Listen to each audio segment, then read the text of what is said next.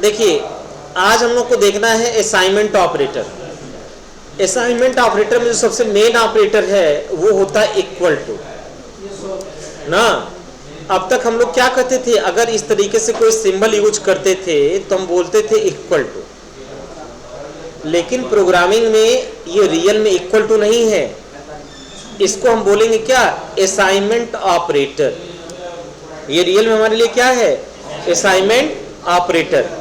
अगर हमने लिखा a इक्वल टू 5, तो प्रोनाउंसिएशन में तो हमने बोल दिया a इक्वल टू 5, लेकिन इसका सही मतलब क्या हुआ, इसका सही मतलब ये हुआ कि ये असाइनमेंट ऑपरेटर है।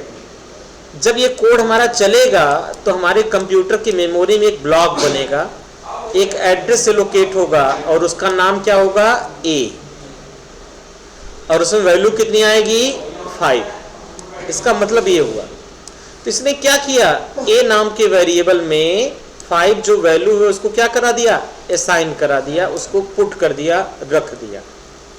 यही इसका काम असाइनमेंट ऑपरेटर का। समझ में आया? जो आज तक अभी तक यूज करते थे लेकिन हमको पता नहीं था कि ये असाइनमेंट ऑपरेटर ही है। दूसरा है ऐड एंड असाइन। दूसरा ऑपरेटर का नाम हमारा ऐड एंड असाइन, जैसे प्लस इक्वल टू। ऐसी जगहों पर बहुत जगह आपको मिलेगा, जैसे यहां लिखा है क्या, x प्लस इक्वल टू 5। इसका मतलब ये हुआ कि x equal to x plus 5। मान लो x कोई वेरिएबल है और x वेरिएबल की वैल्यू है 10। x कोई वेरिएबल है और x वेरिएबल की वैल्यू कितनी है, 10, और उसके बाद हमने लिख दिया x प्लस इक्वल टू 5। तो अब x की वैल्यू कितनी हो जाएगी, 10 प्लस 15। x में पहले कितना था, 10, प्लस 5 और जोड़ दिया, अब कितना हो गया, 15। अब अगर हम उसको प्रिंट कराएंगे तो उसका रिजल्ट क्या आएगा, उसका रिजल्ट आएगा 15। चलिए इस चीज़ों को चेक करते हैं कि रियल में जो लिखा है नोट्स में वो सही लिखा है, सिर्फ समझाने के लिए लिख दिया गया है। ऐसा होता है या नहीं होता है, ये चीज़ देखने के लिए हम आपको ले चलते हैं कोडिंग के सेक्शन में। और यहाँ सबसे पहले हम VS कोड को ओपन करते हैं। आप इसको ध्यान से देखिए, ठीक है। और यहाँ पे हमने एक नई फाइल बना ली प्लस करके, और इसका नाम दे दिया असाइनमेंट ऑपरेटर। ये हो गया हमारा असाइनमेंट .htm। ये हमारी एक फाइल बनके तैयार। शिफ्ट के साथ 1 करेंगे और ये हमारा एक बायलर प्लेट बनके तैयार। चूंकि हमें जावास्क्रिप्ट का कोड लिखना है इसलिए हम यहाँ पर क्या लगाएंगे, स्क्रिप्ट है।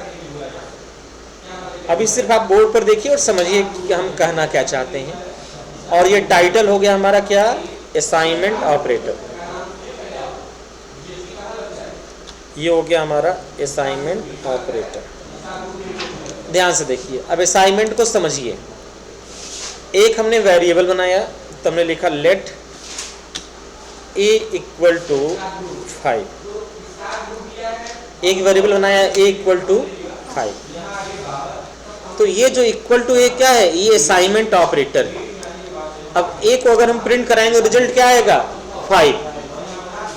अच्छा, अगर यहीं पर हम ये लिख दें, हमने लिखा a प्लस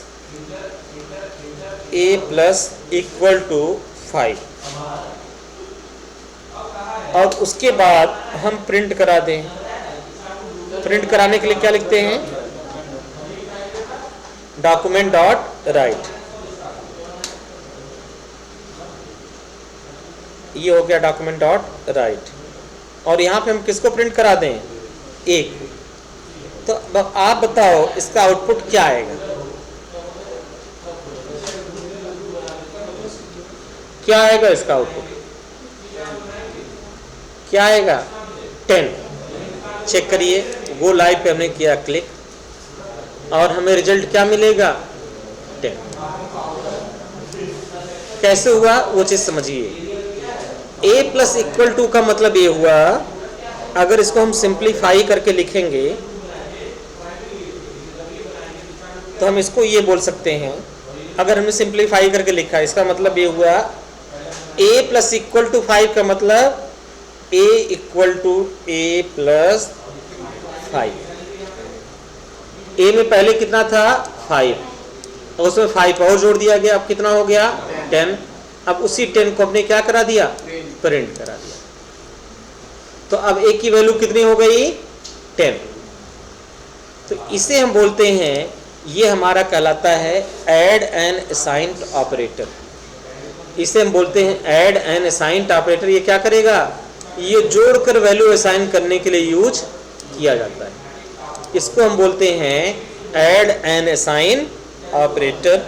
इसको हमने कर लिया यहाँ से कॉपी, और कॉपी करने के बाद हमने यहाँ पर लगा दिया एक प्रोग्राम H2, और H2 के भीतर हमने लिख दिया add and assign operator in Java script. समझ में आया? इसका मतलब क्या हुआ, ये पहले जोड़ देगा और जोड़ने के बाद उसे फिर असाइन कर देगा। a प्लस इक्वल टू 5 का मतलब a equal to a plus 5। a में कितना था पहले 5, प्लस 5 ने और जोड़ दिया, इसका मतलब a में कितना हो गया 10। तो यहाँ पे आउटपुट हमारा कितना आ जाएगा, यहाँ पर आउटपुट हमारा आ जाएगा 10। हम यहाँ लिख दे रहे हैं कि आउटपुट इसका कितना आएगा, आउटपुट आ जाएगा 10। ये इसे नोट कर लीजिए अपने कॉपी में। कॉपी में हेडिंग डालिए असाइनमेंट ऑपरेटर, और उसके बाद ये आपका हेडिंग हो जाएगा, और उसके बाद ये चीज़ लिखा जाएगा।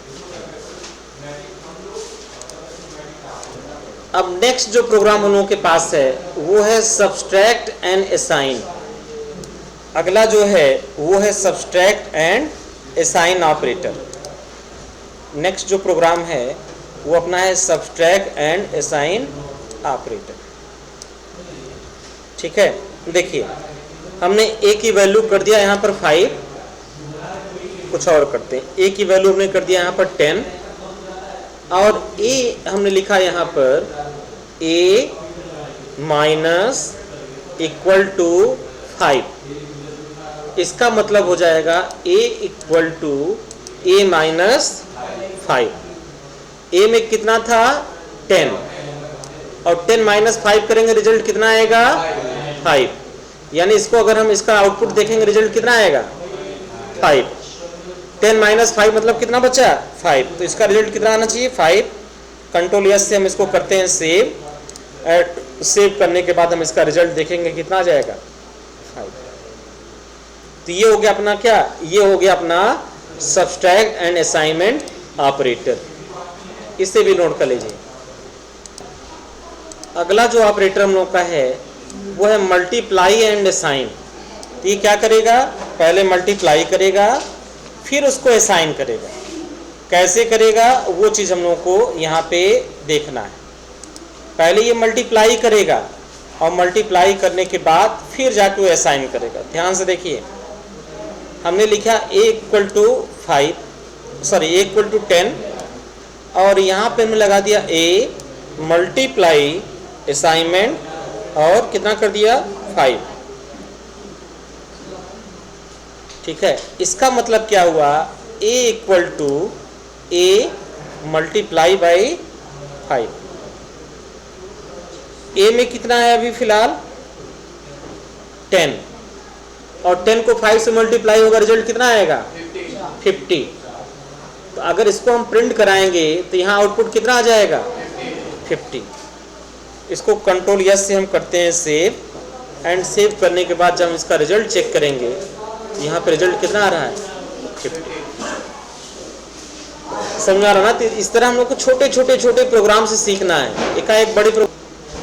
अगला जो प्रोग्राम है वो है डिवाइड एंड असाइन का। वो है डिवाइड एंड असाइन का। ये पहले डिवाइड करेगा फिर उसको असाइन करेगा। जैसे हमने यहाँ पर किया, एक वेरिएबल बनाया, वो वेरिएबल है हमारा a जिसकी वैल्यू है 5, सॉरी 10, और हमने यहाँ लगा दिया a divide and assign 2, a divide and assign 2। इसका मतलब a इक्वल टू a, और यहाँ क्या हो जाएगा डिवाइड बाई, किससे डिवाइड होगा 2 से। तो एक में डाटा कितना है 10, 10 को अगर 2 से भाग देंगे रिजल्ट कितना आएगा, कितना आएगा 5, यानी इसका आउटपुट कितना आ जाएगा 5। कंट्रोल एस से हम इसको करते हैं सेव, एंड सेव करने के बाद एक बार इसको हम क्या करते हैं, गो लाइव जाके चेक कर लेते हैं। तो इसका आउटपुट कितना आ गया 5। इसी तरीके से मॉडुलस भी हमारा काम करता है। ध्यान से देखो, हमने यहाँ पर लिखा लेट, हमने लिखा लेट बी इक्वल टू, और हमने यहाँ लिख दिया 9, ठीक है। फिर हमने लिखा बी मॉडुलस इक्वल टू, और फिर हमने कर दिया यहाँ पर 2। इसका मतलब ये हुआ, इसका मतलब ये है आपका कि b equal to b modulus 2। अब बताओ b मॉडुलस 2 करेंगे तो रिजल्ट कितना आएगा, कितना आएगा बताओ। b में है 9 है, और 9 को हम मॉडुलस कर रहे हैं किससे, 2 से, रिजल्ट कितना आएगा 1 आएगा। क्यों, क्योंकि मॉडुलस क्या करता है, रिमाइंडर निकालता है। अब बहुत लोगों को यही नहीं समझ में आ जाएगा कि 9 मॉडुलस 2 इक्वल टू 1 कैसे, बहुत लोगों के दिमाग में चल रहा होगा।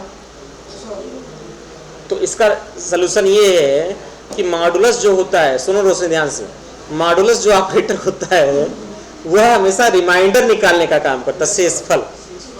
यानी 5 मॉडुलस 2, 5 को 2 से भाग देंगे, शेषफल कितना आएगा 1, रिजल्ट कितना आ जाएगा 1, ठीक है। 7 मॉडुलस 3, 7 को 3 से भाग दिया, रिजल्ट कितना आ गया 1, रिमाइंडर कितना आ गया 1। तो इस तरह यहाँ पर भी रिमाइंडर कितना आ जाएगा 1। तो अगर हम डॉक्यूमेंट डॉट राइट में इसको प्रिंट करा दें, किसको प्रिंट कराएंगे इस बार, बी को। अगर बी को हम प्रिंट कराएंगे तो यहाँ पर रिजल्ट कितना आ जाएगा, यहाँ पे रिजल्ट आ जाएगा हमारा 1। आउटपुट क्या आना चाहिए इसका, इसका आउटपुट हमारा आ जाएगा 1, आउटपुट यहाँ पर 1। अब इतने कोड को किसी को ना समझ में आ रहा है तो पूछ लीजिए, आ गया, हो जाएगा, ठीक। तो इसे नोट कर लीजिए आप लोग।